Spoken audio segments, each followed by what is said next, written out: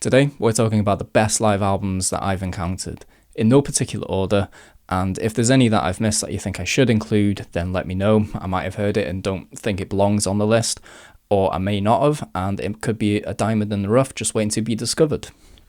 Okay, let's get on with it. First up, we've got Dijon's Absolutely. Now this one's a bit of a strange one because there's the full album and then there's the short film, so I recommend watching the short film. It's got fewer tracks, but they're stronger altogether. I came across Dijon last year when I first discovered mk.gee. mk.gee is a collaborator of Dijon's, and he plays on this album. He plays keys as well as baritone guitar. The opening track, Big Mics, absolutely pulled me into loving this from the offset. At what first seems like the guys having a jam at home is soon revealed to be a set, and the lines between casual improvisation and calculation become blurred. Unmissable moments are the, as mentioned, Big Mics, scratching, and many times.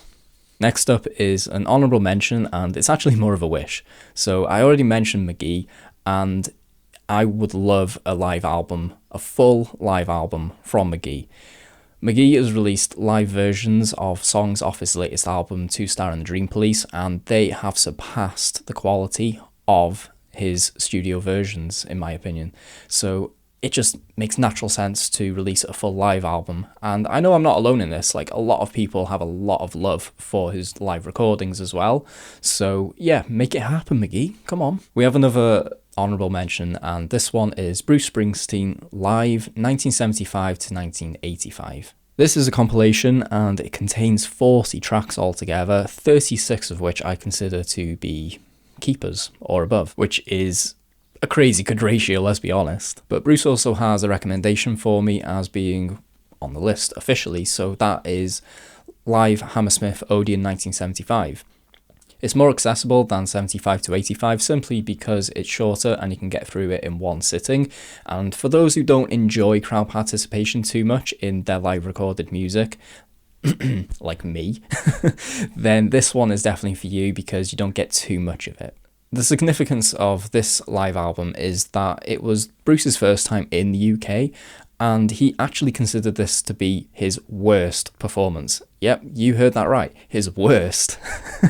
Unbelievable. Apparently he wasn't feeling well, and he was really feeling the pressure from all of the hype that he was getting at that time. It took over 30 years for this to get an official release, and you can find the full video footage of the show on YouTube as well. Highly recommend it. The highlights for me are 10th Avenue Freeze Out, She's the One, It's Hard to Be a Saint in the City. I mean, come on, that guitar duel.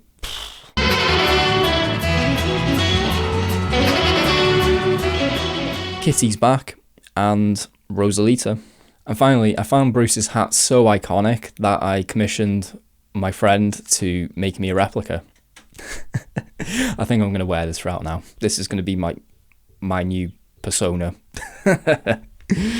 Okay, next up is one of the most celebrated live albums, and that is Talking Heads' Stop Making Sense.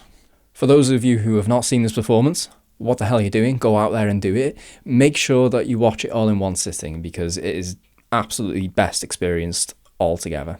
Borrowing from this classic is an honourable mention with the 1975s at their very best. The set design for the show is a standout for a matured performance in this great but not perfect set list. But what is perfect is Prince and the Revolution live. Definitely make sure that you watch this and not just listen to it, as the party just doesn't quite hit the same without seeing it. Another party you don't want to miss is LCD Soundsystem live at Madison Square Garden, The Long Goodbye. Love you, love you, love you. Mwah. At the point of this release, it was marketed as being the final show that the band would ever do. It wouldn't take long before that would be revealed to not be the case. Nevertheless, this show is an absolute beast of a would-be proper true send-off for any band. Generally, I get more out of watching a live performance when it's filmed, but this one doesn't depend too heavily on that.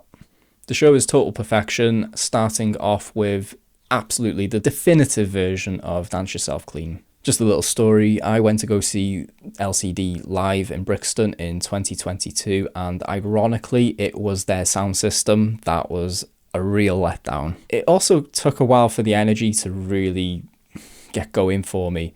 I think that because of how good The Long Goodbye was, it sort of tainted my expectations perhaps. Anyways, along with Dance Yourself Clean, my favourites include You Can Hide, Shame on You. Reggie Watts' scatting is one of the greatest vocal performances I've ever heard, if I'm honest. There's blistering energy on this show's renditions of Us v Them, North American Scum, Losing My Edge, and the cover of Harry Nilsson's Jump Into the Fire. John Butler Trio live at Red Rocks. I would have got this when I was about 17, I think, and it was like hitting musical puberty. By 2011, John Butler Trio had released 3 perfect albums with Sunrise Over Sea, Grand National, and April Uprising. And that causes a bit of a problem for this live album because there's just simply not enough time to have a track list that includes every single track. So there are some favourites of mine that had to be sacrificed from the set list. But the main problem for this live album to me is simply the crowd noise is just a bit annoying. I swear there's like a guy who's just going hee hee hee like pretty much like every other minute, and it's just like, come on, shut up. I don't want to hear you. Oh yeah, and the bass solos and especially the drum solos, I can get rid of them. Like guitar solos fine, bass okay, drum solos just no. Yeah, it's not working for me. Sorry, Nicky Bomber. Okay, another Teenage Year one. You must have all heard this by now, I'm guessing, yeah? There's not much to say that hasn't already been said with this one. This show has proven well for me with introducing people to Nirvana, with the raw and emotional acoustic performances that to this day continues to capture the hearts of those who come across it. So what I love about this live album is how the setlist really suits Nirvana and their sound acoustically with the acoustic instrumentation, which is kind of unexpected given the studio versions of their songs. And, you know, there's cover songs here, and it really made sense to do those covers instead of their own tracks because it simply works out better than probably how their own tracks would sound acoustically. This is part of the reason why I can't hold up Pearl Jam's MTV Unplugged and also Alice in Chains, because the instrumentation with the acoustics just doesn't really work for me in quite the same way that the studio electric versions do, or even live electric. But if you haven't seen Alice in Chains MTV Unplugged, their opening track with Nutshell, that is definitely like one to check out. That is like powerful. Really powerful stuff. Fuck you all, this is the last song of the evening. For those who are in the know about My Morning Jacket, they know that they are a must-see band live. I mean, if they're anywhere close to me, then I would be going to see them without question. Oh my God. I feel everything. And with that, Okonokos is considered to be the band at their peak. Watching this one is not essential. You can definitely get away with just hearing it, but it does have a really nice set design that comes out really nicely in the packaging. Okay, I'm gonna bounce. Bye-bye. Peace and love, bye-bye, bye-bye. This fucking stand has been dipping every 2 seconds.